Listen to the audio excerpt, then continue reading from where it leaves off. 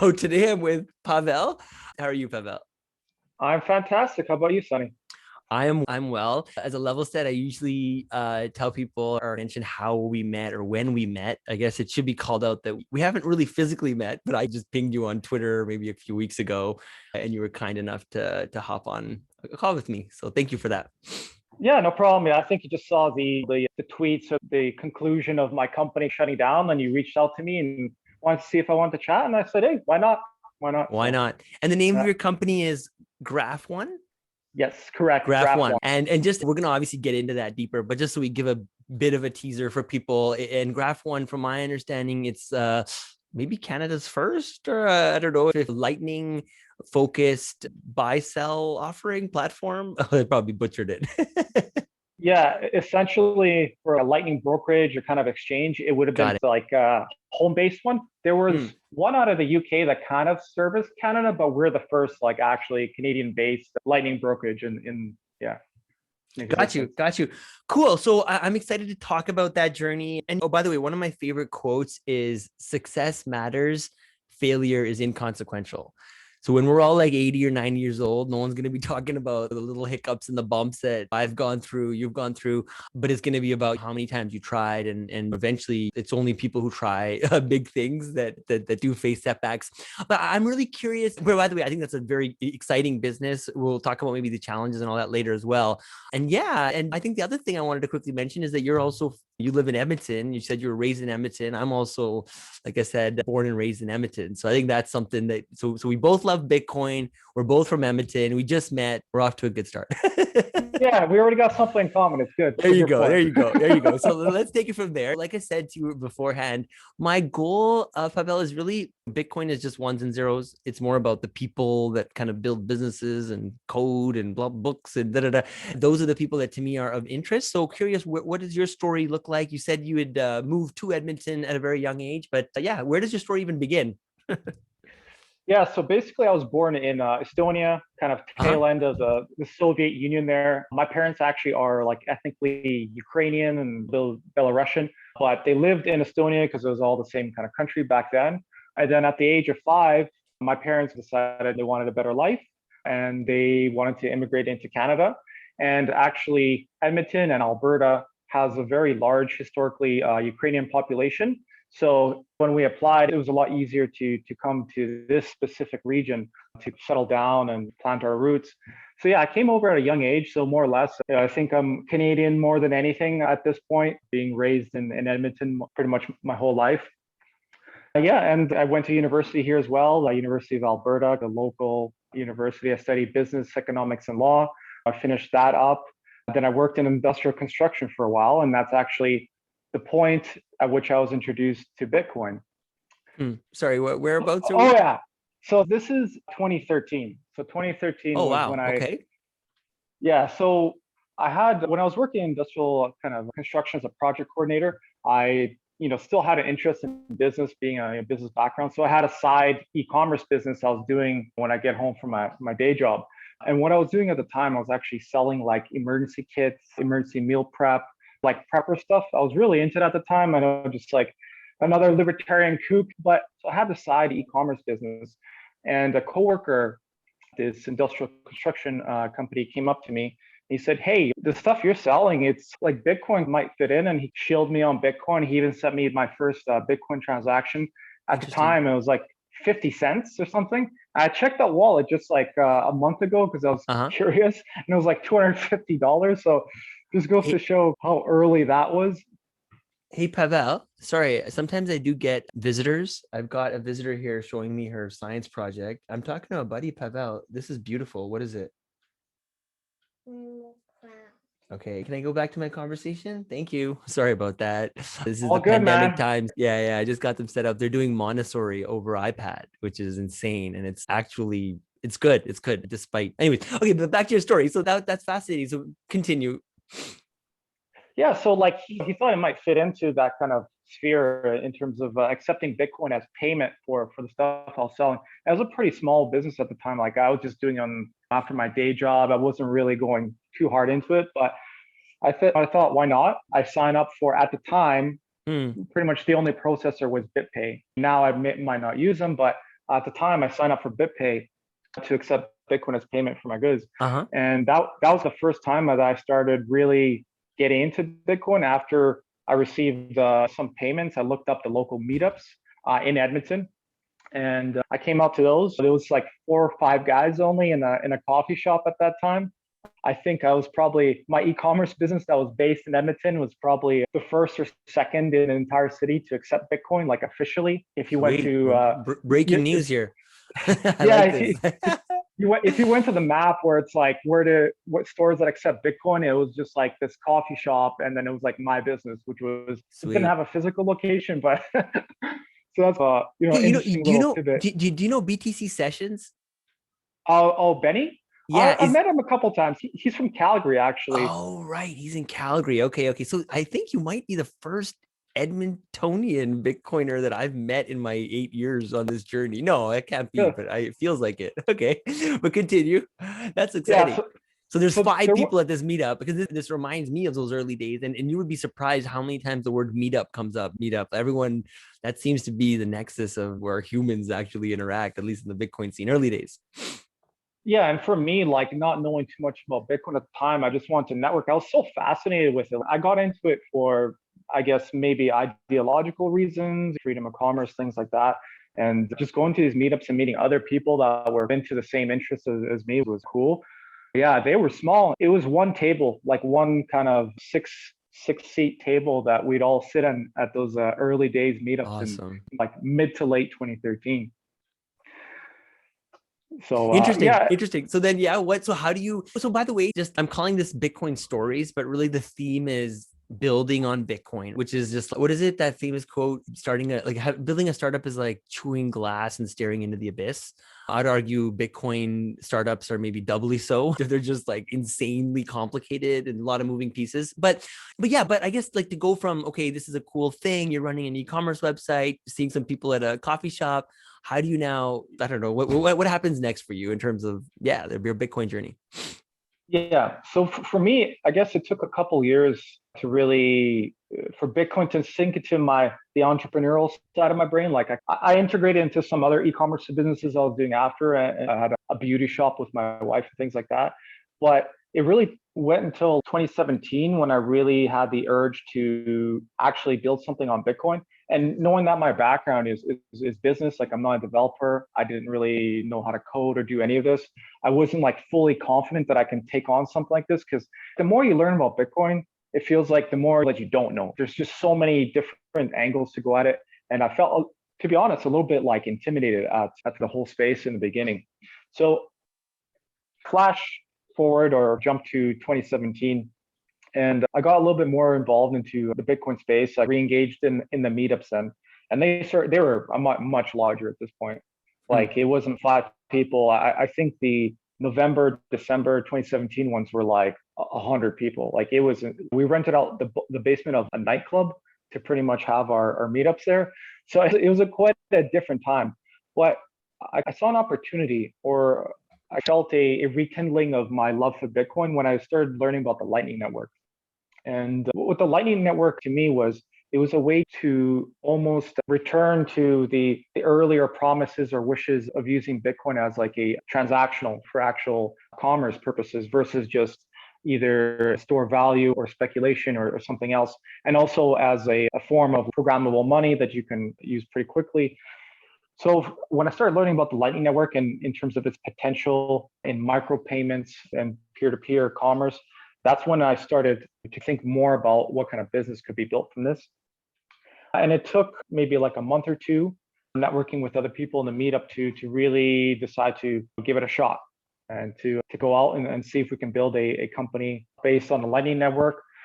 Now, at that time, Lightning was really early, like January 2018, when we fully incorporated the company. I'm not sure if Lightning was even on the mainnet. I think it was just like exiting the testnet to the mainnet. So there weren't like many nodes at all. Like it was quite a very, I would say, not a wasteland, but like a vastness, empty vastness in terms of Lightning products at that time. There weren't like any shiny wallets like you have now. Like you had to run your own node, like a full node. in terms of payments, there weren't many nodes. You had to like really pick and choose who to connect to actually get your payment routed through, and a lot of payments would be failing and things like that. So like, when we started the company, it was very early. For me, it was like it was challenging in two parts, not just a new company, but also a completely new area of Bitcoin that many others didn't really know what to do with either or which direction to go to. So in that sense, it was doubly challenging in terms of starting it at that time, at least.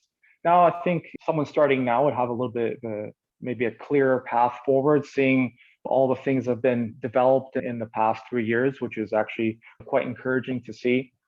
But at that time, it was like a wild wasteland of Bitcoin.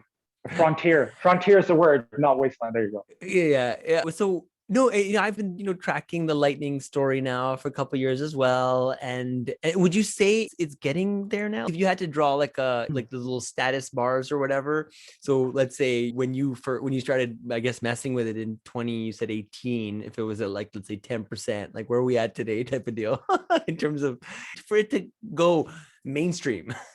That's interesting because this is a conversation I've had with so many people. Like almost every single person I talk to with Lightning that isn't deep into Lightning network asks this question, and it's a difficult one to answer. I think everyone is looking for that inflection point where it hits almost has a run up to hit the mainstream. I think we're not there yet. I think it might take a year or two, but I think when it does happen, it'll be like immediate. So really, right now, Lightning is in a better place than it was when it started by far. In terms of usability, a person off the street could download a Lightning wallet and they could receive Lightning payments from someone else without needing to run a full node or open channels or anything like that. A lot of that user experience is already obfuscated, simplified. It's all in the background. It's done for the user. So there's been a lot of progress in that sense, that it's not like super raw where you're like literally Linux having to command line interface, Of course. running Would you say nodes like that. Blue Wallet, is that kind of the industry standard now? I know a lot of people use that. I use that personally a little bit here and there. Yeah, Blue Wallet is pretty good. They have a couple options. Like the default, I believe, for Lightning is custodial, but they have a non-custodial. You can use your own node. But Blue Wallet is pretty simple to use in terms of a newbie just receiving, essentially because the default being custodial, channels are not a worry, receiving capacity, things like that are not as big a concern. Breeze is the other really good one. I like Breeze. And they also, I think they have a feature for podcasting where you can like pay for a podcast. Maybe you should look into that one, get a couple dollars for a podcast through Breeze. And then the other one I enjoy, actually two more. Phoenix is a pretty good one. And also Moon Wallet. So there's a couple of good options for wallets that really don't require a lot from the user to know. They're like dummy proof. Say it one more time. Can you just say it one more time just so that it stays in my brain? So you Moon Wallet. You didn't say Sphinx. Is that another one? Or no? Well, Sphinx is that like a node type of deal? Yeah, Sphinx has like a chat application. I'm not sure if they have a separate wallet side. I'm not. But Blue Wallet, it seems like Blue Wallet is up there, and then you said Moon Wallet, Breeze, and then Breeze, right? Breeze. I've heard of that one. I'm surprised. Breeze. What about the Blockstream? Oh, is there still, they have a few Green Wallet? Is that? No, I haven't used them for Lightning, to be honest. But yeah, okay. I believe like Blue Wallet is a big one, and then Breeze is pretty big as well. Back to your point though. So yeah, so now obviously the technology has evolved quite a bit. And so you must have seen that progression yourself, right? Like throughout the course of your running your business, like the advancement of that, or did that happen more recently, would you say? Yeah, that happened dead smack in the middle. Initially, it's interesting because when we engineered our Lightning payments kind of integration into our site, we engineered it in a way to give a user the option to have our company open up a channel connection with their own node, because that's where we still saw that users had to channel manage themselves. And then afterwards, we almost paid no attention to that feature because all of these wallets came out where you didn't need any kind of channel management. It'd just be done for you. And a user could just paste their Lightning invoice in our site and we'd pay them automatically. So we saw that transition from the heavy user type of involvement in channel management to almost completely hands off and simplified user experience for Lightning. So that was, yeah, dead smack in the middle. I think is when it really And happened. Graph.one is essentially that the main purpose was I have some dollars and I want to get some Bitcoin Lightning on the Lightning network. I can just do so right quickly and easily and for low fees, and I don't need to worry about all the absorb. Yeah, interesting. And why is it, do you think, that like more exchanges don't support Lightning? Is it that much of a technical lift, or do you think they're just too, I don't know, Okay, complacent, like, or that's funny. In terms of technical lift, I don't think it's technically that challenging, to be honest. There are a couple things you have to worry about because Lightning payments are instant. It's a little bit more different than having traditional on-chain payments, which you can like queue up and then manually check and do this. I think really the incentive might not be there for exchanges. I think for an exchange, you want to maximize your volume and your buys. And if that means that your withdrawal fee is $15 because the on-chain fees are $15, you're incentivizing your users to spend larger amounts before they withdraw. So it's a little bit better for you to just have on-chain payments versus giving them an option to withdraw for a cent or 2 cents of fees. So I think on the incentive side, maybe it's not, it's almost like counter to what an exchange wants to do in terms of increasing the amount of fees that they generate. That's maybe just being a little bit cynical, or from my end being a little bit cynical, but I think really that does make a lot of sense to me. And also from the exchanges that I've spoken to, I think even from the user side, they don't see it as an immediate kind of thing to implement. There isn't a lot of like user pressure or users nagging exchanges to actually implement it or requesting this feature.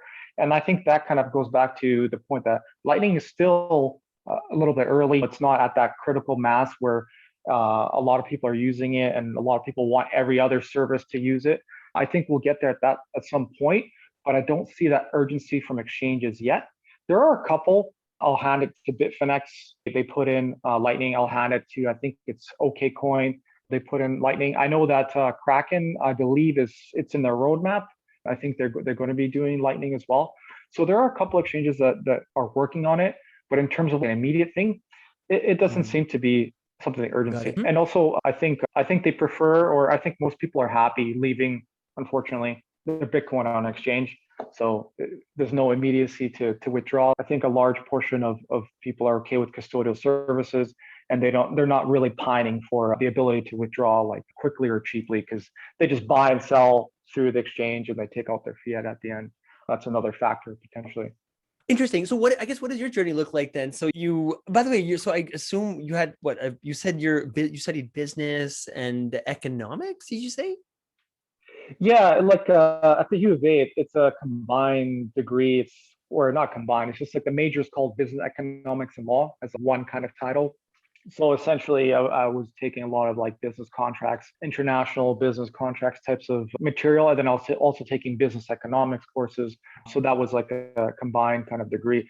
A lot of the peers in a similar major went on to law school. I looked at that. I definitely had the grades, but I wasn't fully convinced that was the path for me.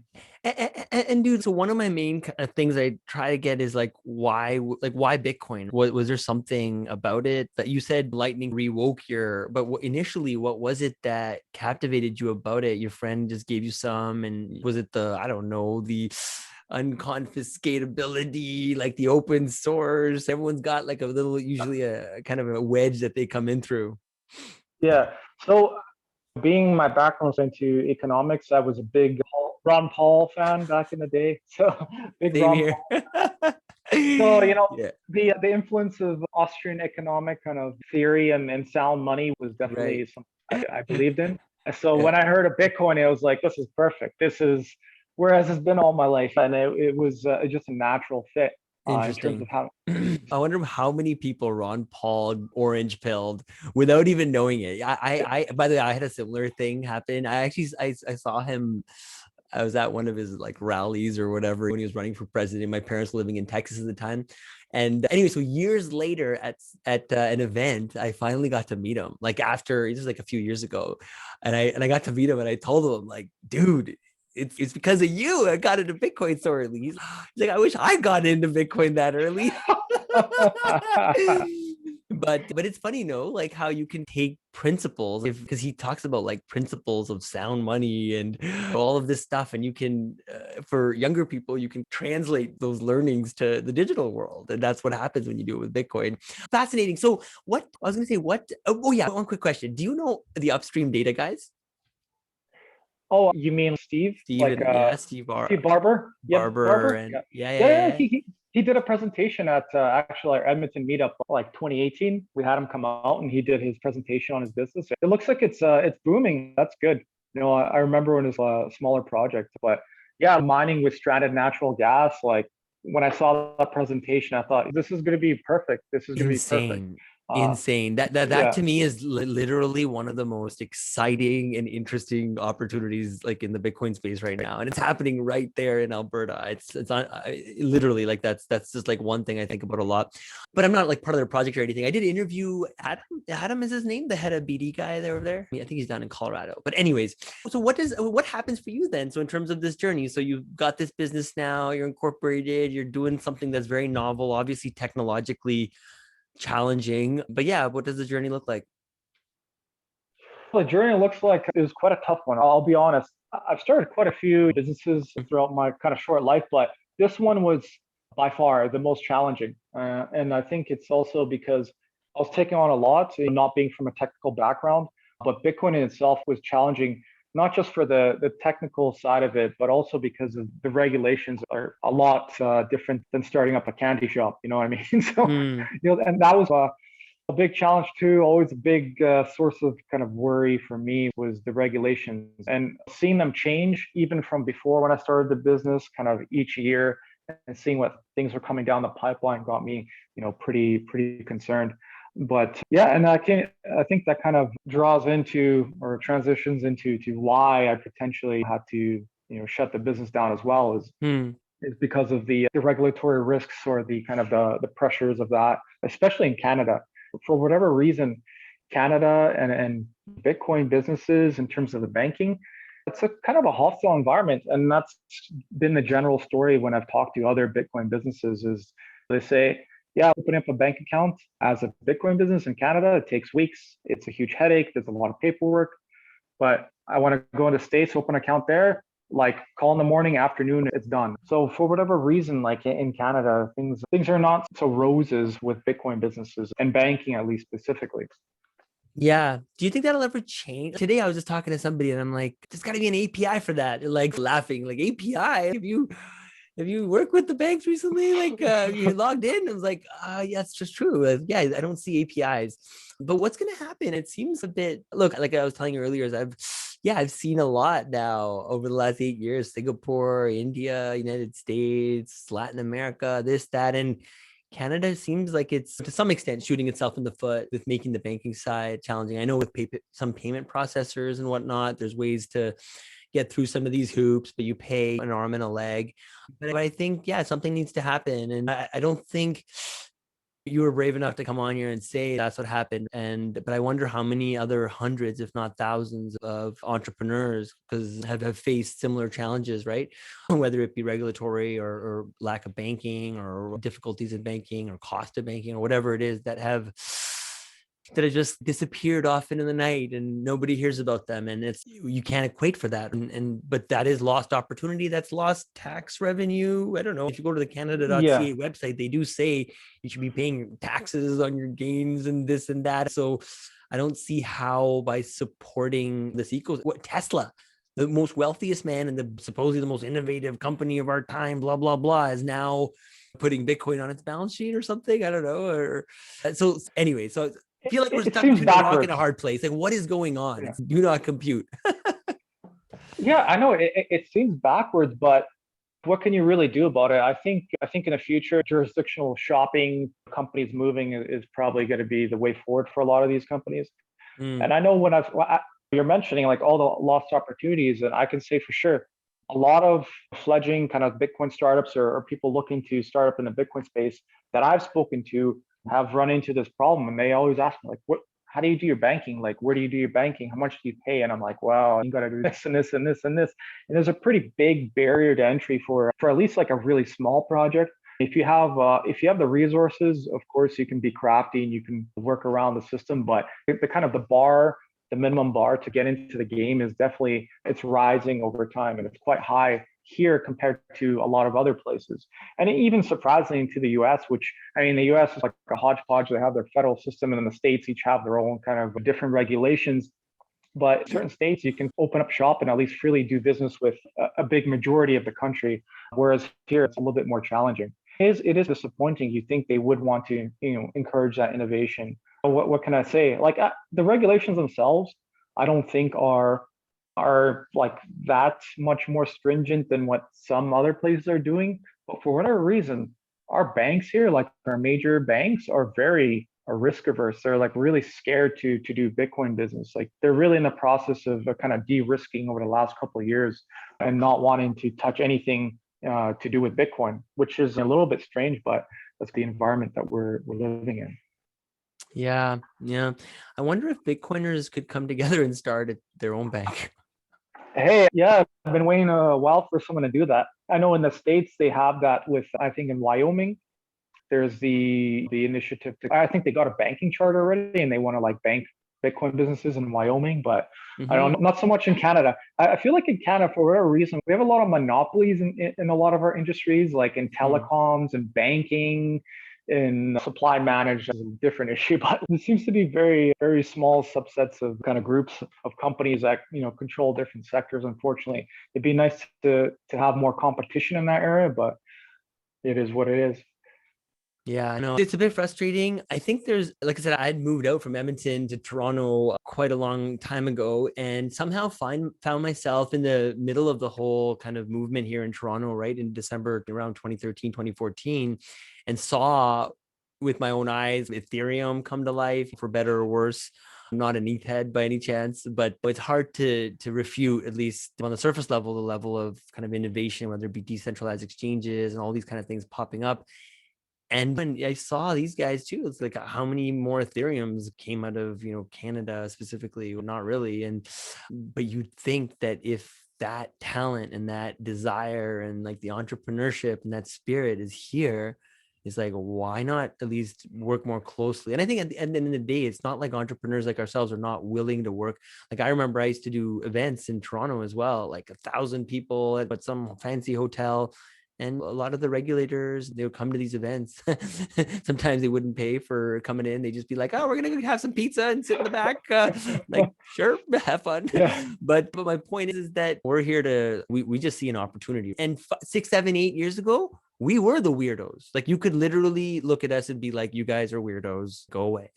But you can't keep saying that to us anymore, because the Elon Musk and the Ray Dalios and all these people that you guys all look up to are turning the corner.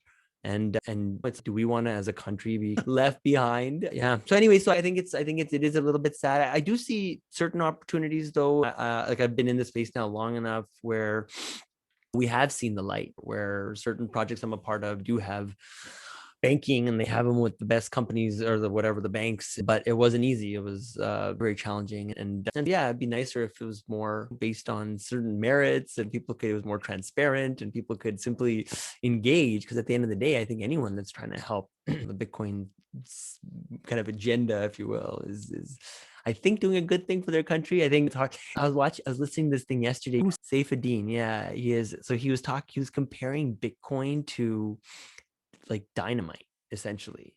You know what I mean? Like digital dynamite. And he was saying how, yeah, dynamite's dangerous, but could you imagine if they had actually outlawed gunpowder or something? Like, your people, your soldiers wouldn't even know how to deal with it in case that they needed it. Meaning, like, Bitcoin is just something. There's all these analogies for it: digital gold, this, that.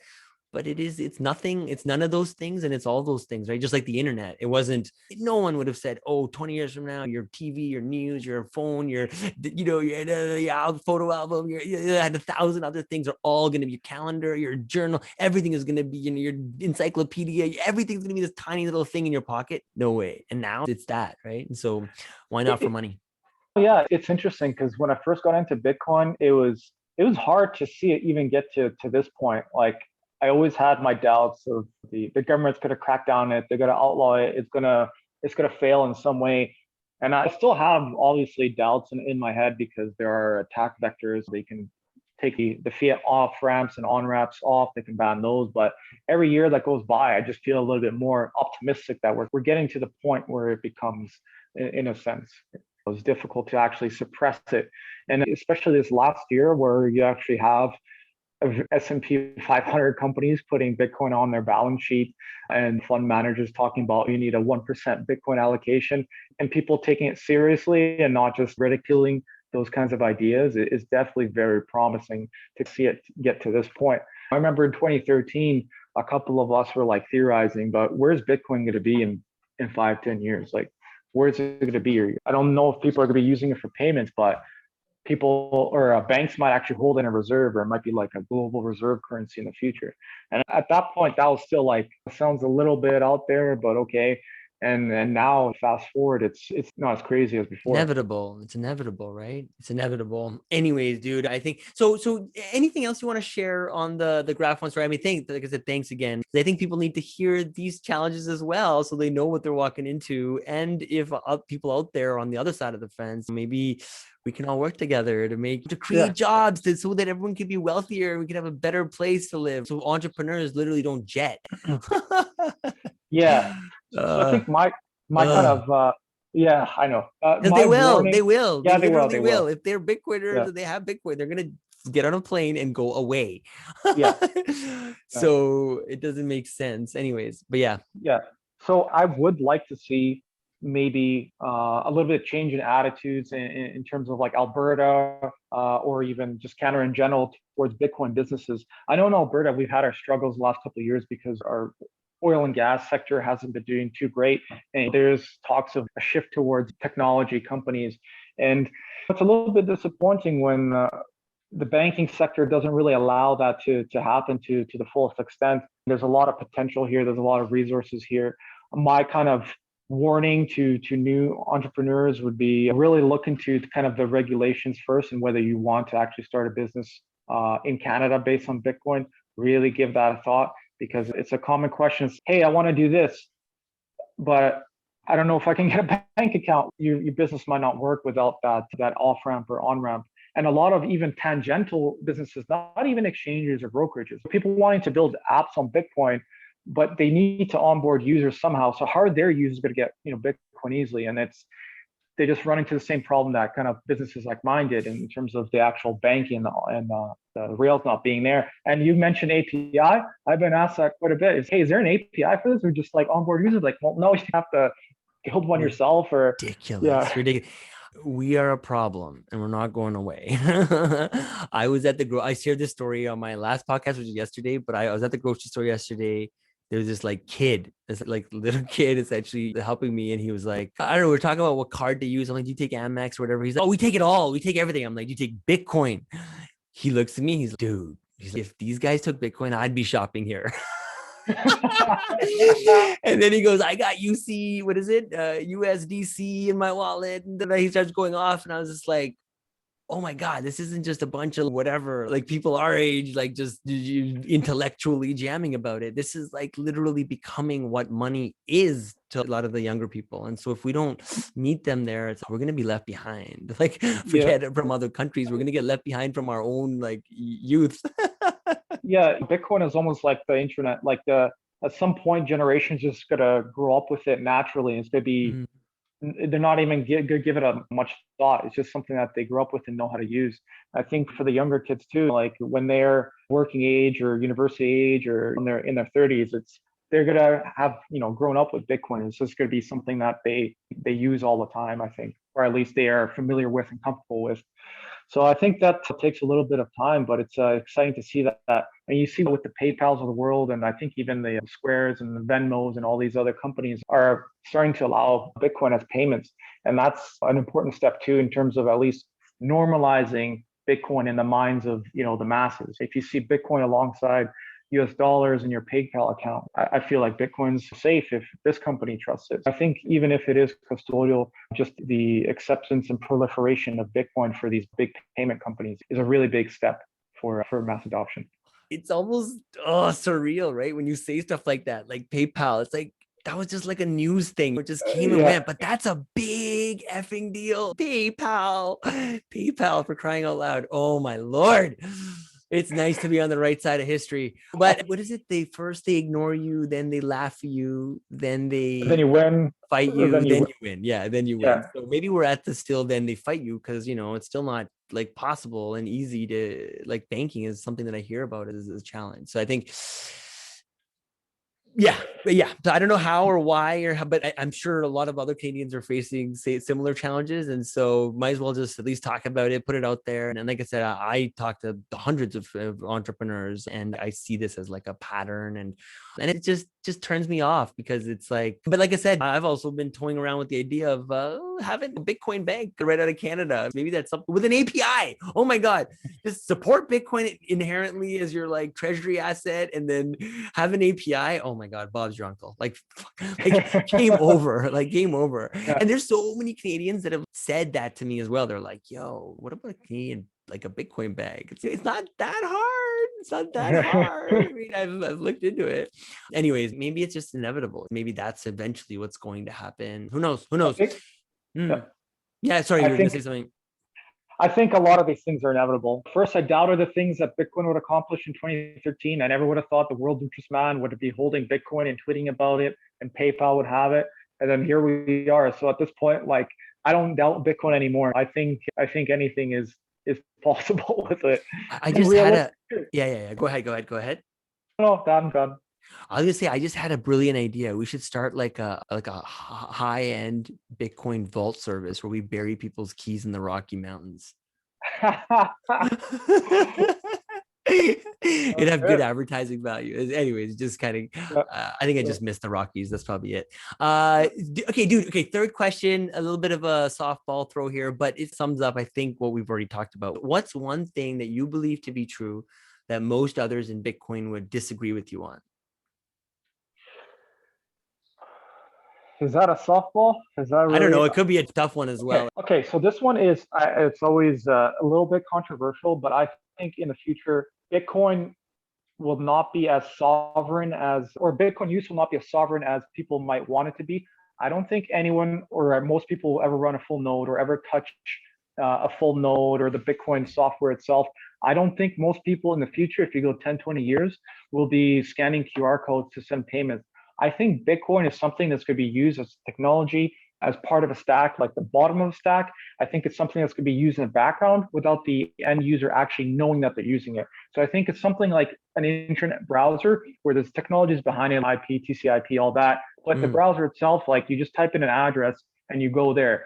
The average person has no idea how it actually works under the hood. And I think that's what we're going to see with Bitcoin in about 10, 20 years. I don't think like the majority are ever going to run full nodes. I don't think there's ever going to be a full node in each house or anything like that. But I think Bitcoin will be used, and people just won't know that they're actually using it. Interesting. Yeah. I agree. I agree with that. I can buy into that. Yeah. And my other thing I would add to that. So I spent nearly 10 years in robotics. I also say that I think in 10 years that robots will be using Bitcoin more than humans. Boom. Mic drop. You know what? I agree. I think machine to machine Bitcoin transactions are potentially going to be the future. I think it's machines paying other machines. Like, Bitcoin is a programmatic language. It's programmable money, and I think that really is an area where it makes sense to actually use it. If you had automatic self-driving Ubers paying another service and like the money just going to the background, like stuff like that, it's possible, right? Maybe in 10 years, not tomorrow, but I got a definitely. Tesla, and when I bought it, the thing I told my wife, I was like, yo, Elon just said that in 2 years, he's going to make it so that that thing will go out and make us money without us driving. He sold me on that. Today, hello, still not here. False Yeah, advertising. So I was going to say is, like, at least get my Tesla to mine, let me open it up a bit so I can tinker with it, do some lightning integration. I don't know. Come on, Elon. We got yeah. to get with the times. Hey man, maybe in 2, 3 years, your Tesla will be picking up random passengers for Uber. They'll be paying with Lightning to the car. It'll be going to your wallet, or it'll be paying out partially to Uber, partially to you. And if we're on our 100th variant by then, this will be the perfect business model. Just drive around strangers Yeah, in my car, exactly. or not. I don't know if I want people in my car anymore, but still, it's impossible. Maybe you can make Uber food deliveries or some shit.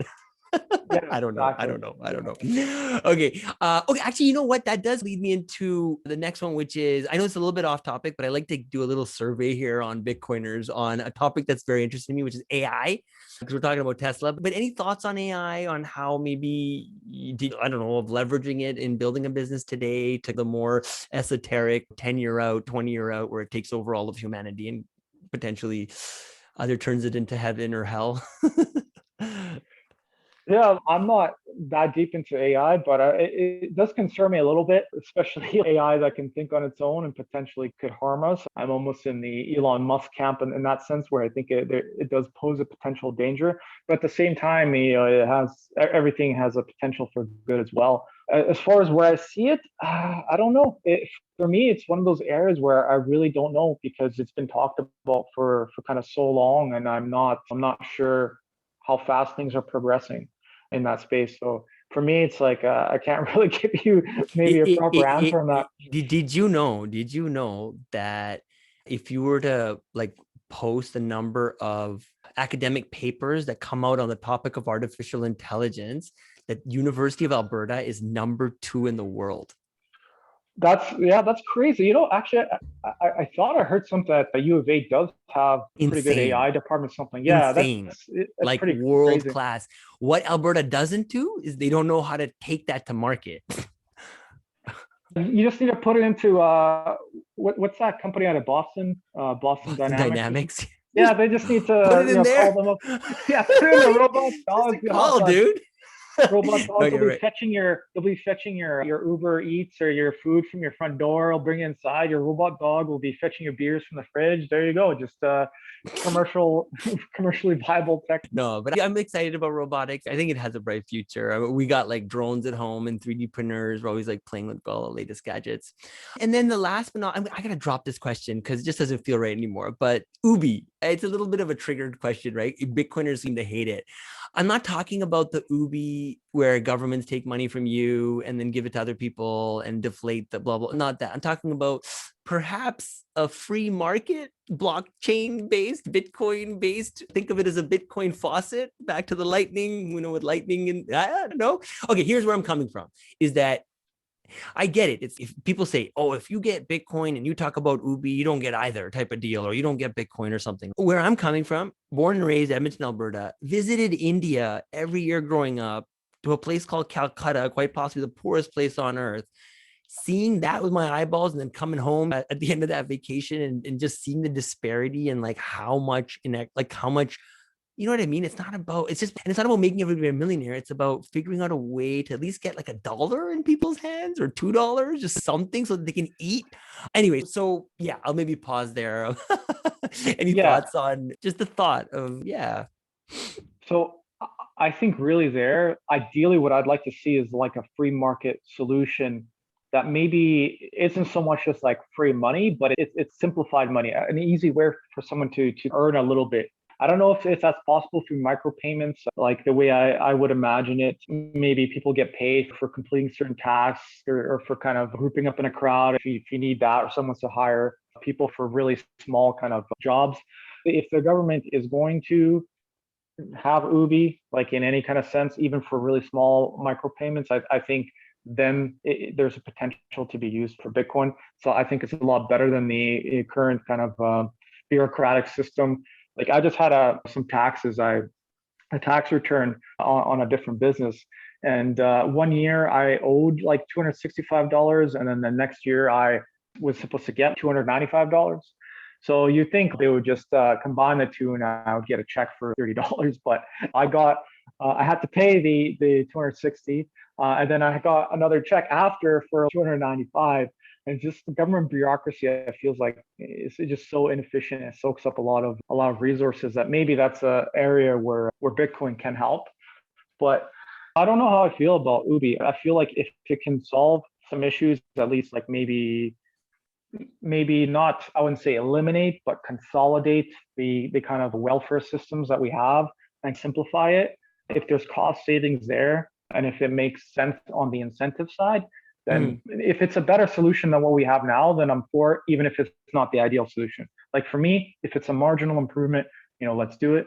Even if it's something maybe fundamentally disagree with or not. I do see that there are certain problems, especially in the ultra poor parts of the world. What the solution is to that, I can't even, begin to really wrap my head around it.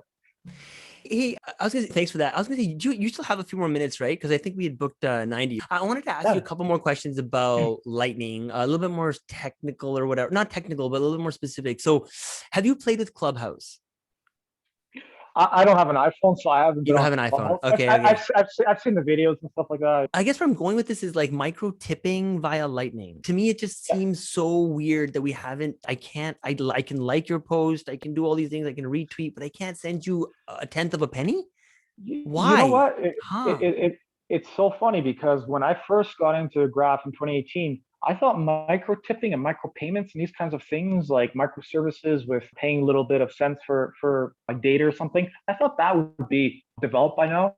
I think we're not at that point yet, but there's people working on it. I know for sure that there's a couple Lightning companies that are working on like content delivery platforms. I think micro tipping just makes sense. If you're watching, say, a Clubhouse or whatever, and you like what someone says, why can't you just send them like 10 cents and just click a button? It should be possible. And So, there so, are people that are working on it, I believe. mm, I'm not sure if it's in that exact manifestation of it, but that's something that just feels natural. And also, in that sense, too, if you like a live stream that you're watching, I think a use case for Lightning would be able to pay a couple cents per minute or whatever for that live stream as long as you're watching it. If you change the channel to something else, you redirect your payment to something else, and the ability to have like super chats or check tips, out. that I makes was gonna, sense too. yeah, check out something called. It's super experimental. It's literally a side project right now, but check out bitcoins.fm. It's whenever you have a time, whenever you have time later on. It's essentially Clubhouse, but within a browser. But it's open source. Yeah, it's pretty funky. And my next step is I was trying to figure out how to get Lightning integrated into there so that you can already like put happy faces and whatever thumbs ups and all that. But I wanted to figure out how do you get Lightning in there so that, let's say I'm chatting in a group, there's 10 of us talking to 500 people, maybe a few of us go, hey, can we chat with you in this side room here? And when you already have a predefined like Lightning channel or whatever, and it's like your rate, your hourly or whatever rate is already predefined, and it's Yeah. super seamless, and you can just have these conversations when you move in and out and you're talking to like experts or whatever, consultants or whoever. So I was a little bit surprised that I think Sphinx felt like they were doing something close to that. I was Yeah. seeing people podcasting and streams. I'm really interested in Yeah. this stuff. So that's why I was asking you. Sphinx is like they have like their kind of their ecosystem itself where you can really chat and send money. I think the Mm, next step, and this is actually a side or I guess a project one of my friends is working on, is really making the user experience seamless in terms of payments where you only connect once. So you mm. have a Lightning wallet with like 10,000 Satoshis, connect once and freely pay, transact without any worry. Just setting, you can set your own limits if you want to have a maximum rate of 10 Satoshis a minute or something like that. It's actually a project called Money Socket my friend is working on.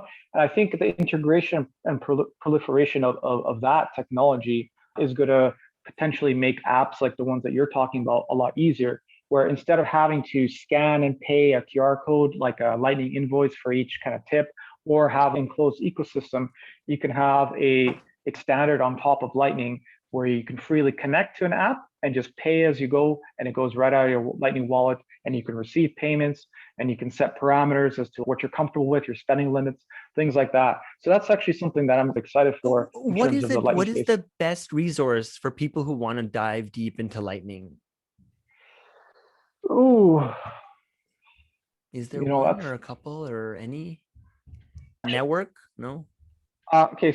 So basically, right now there's an open source book being written as like Damn. the mastering. I think it's called Mastering Lightning Network. It's with Andreas and Renee Pickard. So Andreas on Antonopoulos, he wrote Bitcoin and Ethereum. Mm, So interesting. it's actually, if you go to GitHub and you just like if you search Mastering Lightning, the book is still being worked on right now, but it's pretty fleshed out. You can just go and read the Love it. chapters. It's free. Nice. Okay, I'm gonna do that actually.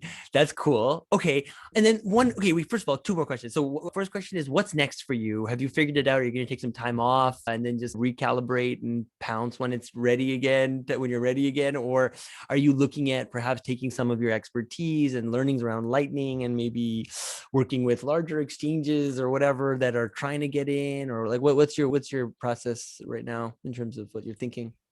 Yeah, I've had these conversations the last 2 weeks. I want to keep working in the Bitcoin space. I don't know, once a Bitcoiner, always a Bitcoiner. It's really just interests me. It's a mind virus. You can't Yeah, get it it's a out. mind virus.